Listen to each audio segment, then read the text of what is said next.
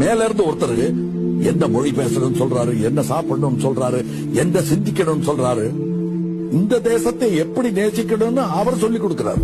யோ, உன்னோட ஊரு மேப்ல மேல இருக்குங்கிறதுனால அதான் மேலிடம் நினைச்சிடாத. நீ இங்க இருந்து பார், இதுதான் தலைவாசல்.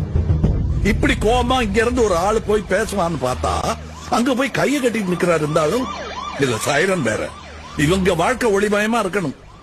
நம்ம வாழ்க்கை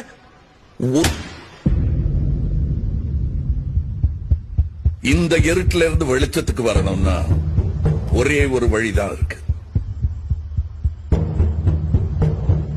என்னடா இது, ஒரு டார்ச் லைட்டை வச்சுக்கிட்டு எப்படி வெளிச்சத்தை கொண்டு வர போறான்னு பாக்குறீங்களா? நான் அனிமலம்